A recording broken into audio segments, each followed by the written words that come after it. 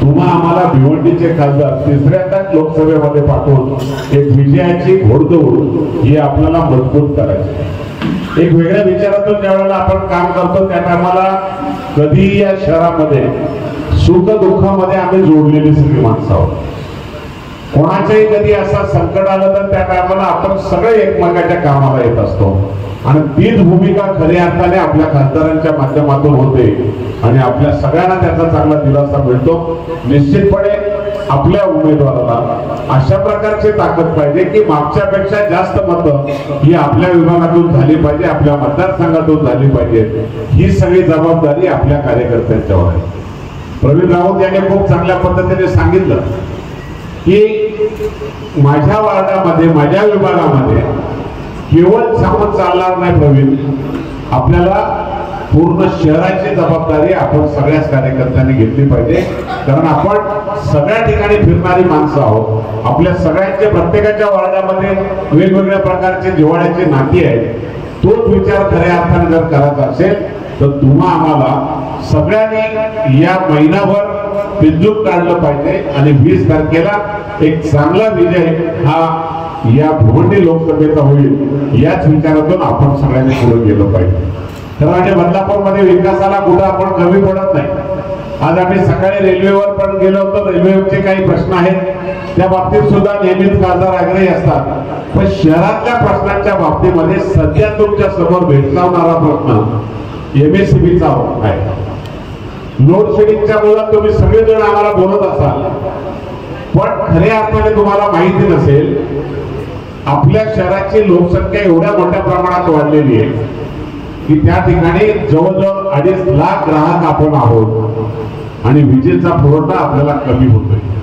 तातडीने काही निर्णय घेण्याची गरज होती आणि त्यासाठी आपण निर्णय घेतलाय।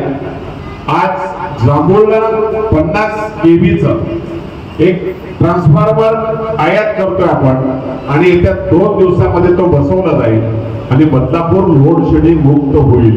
1 तारखेपासून तुम्हाला कुठल्याही प्रकारचा 4 दिवस त्याला ट्रान्सफॉर्मरला चार्जिंगला लागेल। विश्वासाने तुम्हाला सांगतो, मी आज पत्रकारांना सांगितलं माझ्या बदलापूरच्या नागरिकांना आम्ही दोघे आहोत, कुठल्याही प्रकारचा एमएससीबीचा त्रास होणार नाही। चांगल्या प्रकारचे तुम्हाला ते न्याय देण्याची भूमिका घेतो आपण। या 4 दिवसामध्ये तो ट्रान्सफॉर्मर बसून आपल्याला 30 तारखेपासून किंवा 1 तारखेपासून लोड शेडिंग मुक्त बदलापूर अशा प्रकारचा एक चांगला विषय आज आपल्याला हाताळण्यामध्ये यश आलंय। आम्ही दोघांनी त्या बाबतीमध्ये एक चांगल्या प्रकारचा निर्णय घेतला आणि तातडीने बदलापूरकरांना हा दिलासा देण्याचा प्रयत्न केलाय।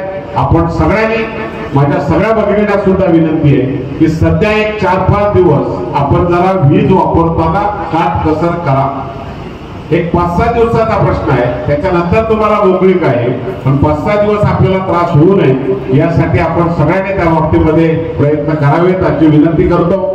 खरं म्हणजे लोकसभेच्या निवडणुकीमध्ये काही लोक हेतू पुरस्कार त्याचा पाऊ करतील आणि म्हणून तुम्हाला मी हा खुलासा केला की विजेच्या बाबतीमध्ये आपण स्वयंपूर्ण होतोय, आपल्याला अजिबात अडचण राहणार नाही। लोड शेडिंग आता आपल्याला आहे पण ते तातडीने बंद करण्यासाठी काही निर्णय आपण घेतलेत आणि त्यातून तुम्हाला सगळ्यांना चांगल्या प्रकारचा दिलासा मिळेल अशा प्रकारचा विश्वास तुम्हाला देतोय।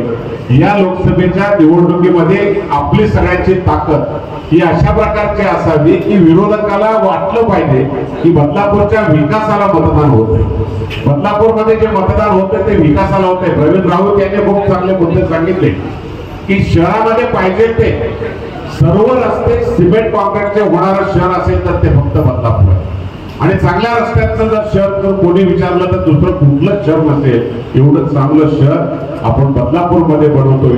केवळ आपल्या सगळ्यांच्या सहकार्यामुळे आम्ही सगळे तुमच्या बरोबर आहेत आणि तुम्ही आमच्या बरोबर आहात हाच विश्वास तुम्ही या लोकसभेमध्ये सुद्धा ठेवावा आणि मोदी साहेबांचे हात बळकट करण्यासाठी मोदी साहेब तिसऱ्यांदा पंतप्रधान व्हावे यासाठी खऱ्या अर्थाने अगली बार 400 पार हाच नारा खऱ्या अर्थाने घेऊन भिवंडीचा खासदार सुद्धा मोदी साहेबांचे हात बळकट करण्यासाठी आपण विजयी करा।